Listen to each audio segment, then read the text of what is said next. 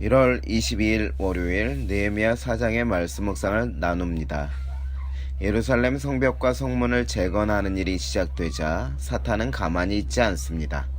산발락과 도비아를 중심으로 하여 성전 건축을 하는 느헤미야와 백성들을 모욕하고 저주합니다. 그들이 건축하는 성벽은 여우가 올라가도 무너질 것이다. 미약한 유다 사람들이 무엇을 할 수 있을까? 이런 저주와 모욕을 받았을 때 느헤미야와 백성들은 분노하였습니다. 그런데 그 분노를 풀어내는 방법은 지혜롭습니다. 느헤미야와 백성들은 분노를 대적들에게 풀지 않고 하나님께 풀어놓습니다.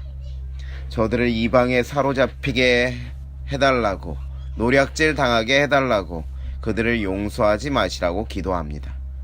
기도로 인하여 감정이 정화되고 마음의 분노가 흘러갈 길이 열리자 그들은 다시 그들의 일에 몰입할 수 있었습니다.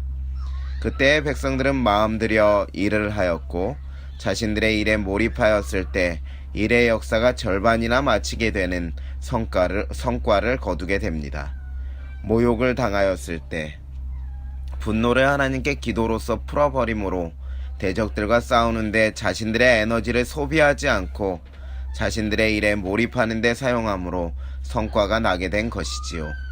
사단은 그런 그들을 그냥 둘 수 없어 이제는 모욕하는 것으로 끝나지 않고 직접적으로 공격하고 방해하겠다고 소문을 퍼뜨립니다.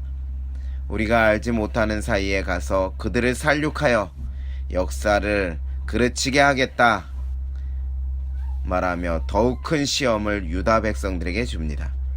그때 느헤미야와 백성들은 처음과 동일하게 행동해 봅니다. 하나님께 기도하며 자신들을 방비하는 일을 합니다. 그렇게 하여 어느 정도의 두려움이 극복되었을지 모르지만 원수들 가까이에 있어 위험에 노출되어 있는 사람들은 두려움이 사라지지 않았습니다. 그래서 느헤미야에게 10번이나 사람을 보내어 우리를 와서 보호해 달라고 요청합니다. 그때의 지도자 느헤미야는 말하기를 두려워하지 말라 말합니다. 용기를 내라는 것이지요. 그런데 용기는 그냥 솟아나지 않습니다.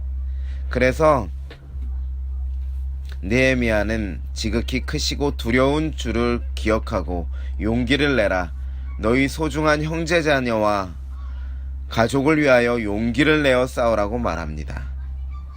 두려운 가운데서도 하나님을 기억하고 가족에 대한 사랑으로 용기를 내는 백성들을 위하여 하나님께서 일하십니다.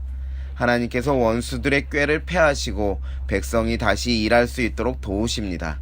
그렇게 하나님의 도움의 손길로 말미암아 백성들은 두려움을 극복하고 이제는 한 손에는 자신들을 보호할 병기를 들고 한 손에는 일할 도구를 들고 성벽 건축의 역사를 이어갑니다.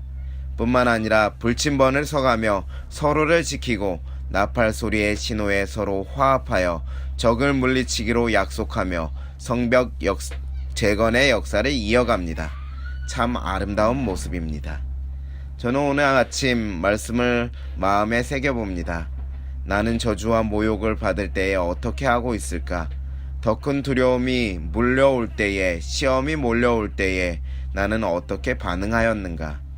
오늘 하루는 느헤미야와 백성들처럼 해야 되겠다고 결심합니다. 하나님께 나의 마음을 고백하고 마음의 평화를 얻은 후에 나의 일에 몰입하는 하루가 되자. 그렇게 하면 하나님이 오늘 하루 이루어야 할 일의 성과를 주시리라. 더 큰 어려움이 올 때에도 크고 위대하신 하나님을 기억하고 용기를 내고 기도하며 원수를 방비하고 나의 일을 감당하겠다 소원해 봅니다. 하나님이 원수의 꾀를 패하시고 오늘 나의 하루 삶을 인도하시기를 믿으며 이 하루를 시작합니다.